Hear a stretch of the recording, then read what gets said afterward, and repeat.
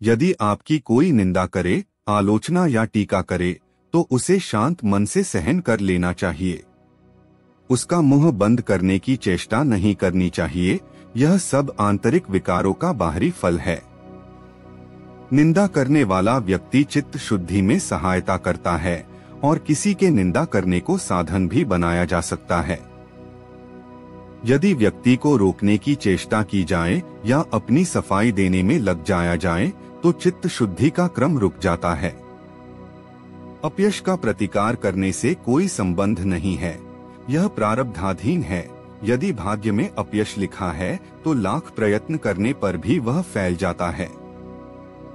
साधक हर घटना में अंतर में बैठे भाग्य को देखता है और व्यक्तियों या पदार्थों को केवल माध्यम समझता है, जबकि संसारी जगत में किसी को कारण देखता है। साधक प्रारब्ध को भोग कर समाप्त करना चाहता है, जबकि संसारी प्रारब्ध निर्माण में ही लगा होता है, किंतु उसके फल से बचना चाहता है। जो निंदा तथा अपयश से डरेगा, उसका प्रारब्ध कभी क्षीण नहीं हो सकता। साधक अपयश को निमंत्रित करता है ताकि अधिक से अधिक कर्म क्षीण हो जाएं। निंदा करने वाले से घृणा नहीं करनी चाहिए, क्योंकि वह अपना चित्त अशुद्ध करके भी निंदित व्यक्ति का चित्त शुद्ध करने का कठिनतम कार्य कर रहा है। निंदक प्रेम तथा शुभकामनाओं का पात्र है। निंदक के अकड़ने पर भी उसके प्रति हृदय में घृणा का भाव भरकर अपना अंतर मलिन नहीं करना चाहिए। उसके कल्याण की भावना ही अपना तप, साधन तथा भक्ति है।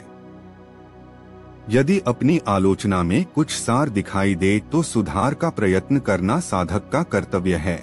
यदि सार नहीं दिखाई दे तो अपयश में अपने प्रारब्ध को कारण मानते हुए निंदक का आभार मानना चाहिए।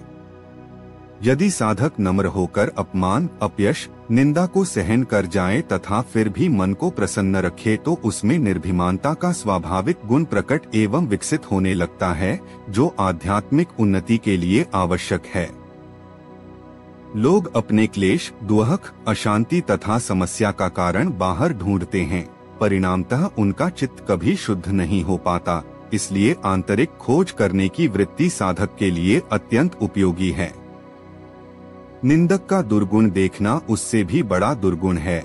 निंदक का दुर्गुण साधक के लिए चित्त की सफाई का अभियान है। मनुष्य जितना बड़ा दिखने का प्रयत्न करता है, उतना ही छोटा बनता है, और जितना विनम्र तथा निर्भिमानी होता है, उतना बड़ा बनने या अच्छा दिखने के मिथ्या अभिमान से दूर होता है। निंदक के सामने सफाई देने या उसका प्रतिकार करने के पीछे स्वयं को अच्छा सिद्ध करने की बुरी धारणा ही सूक्ष्म रूप में छिपी है। जब तक कोई स्वभाव नहीं बन जाता तभी तक दुष्कर लगता है। स्वभाव बन जाने पर वह सहज हो जाती है, और इसके लिए धैर्य, उत्साह एवं सतत साधना तथा प्रयत्न पूर्वक प्रयास करते रहना ही उपाय है। आध्यात्मिकता में बड़ा संभल कर कदम रखना पड़ता है। प्रत्येक कदम का अपना महत्व तथा प्रभाव होता है। जरा सी भी चूक फिसलते देर नहीं लगाती। अभिमान प्रत्येक कदम पर अपनी मोहर लगा देना चाहता है, और वह विवेक का मुखौटा लगाकर प्रभावित करने, भय दिखाने या प्रतिशोध भड़काने का प्रयत्न करता है। ऐसे में जीव को यथार्थ विवेक से उसे परास्त करना होता है। सभी उपायों का एक उपाय ईश्वर शरणागति है, अर्थात अभिमान के समक्ष ईश्वर को खड़ा कर देना। जीवत्व तथा अभिमान दोनों चित्त के भाव हैं, और दोनों के संघर्ष में दोनों समाप्त हो जाते हैं। यही साधक का लक्ष्य होता है। कर्म पुरुषार्थ तथा प्रारब्ध का विवाद एकदम निरर्थक है। प्रारब्ध विश्वासी ही सच्चा कर्मयोगी होता है। यह विश्वास कर्म से दूर नहीं करता, केवल कर्म फल के प्रति संतुलित रहना सिखाता है। आलोचना का प्रतिकार करना कर्मयोग में नहीं आता, क्योंकि उसमें कर्म का फल सर्वप्रथम लक्ष्य में आ जाता है। आलोचना सहन करना रूपी कर्म ही प्रारब्ध क्षय का कारण है।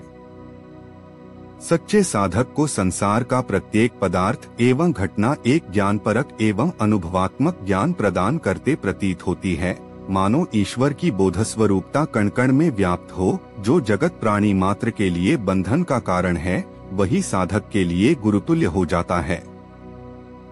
संसारी तथा साधक का मेल नहीं हो सकता, फिर भी साधक के लिए संसारियों को सहन करना ही एक मार्ग है। सहनशीलता ही एक उपाय है जो साधक को अध्यात्म के उच्च शिखरों तक साथ देती है और चित्त की समावस्था उदय करने में सहायक होती है।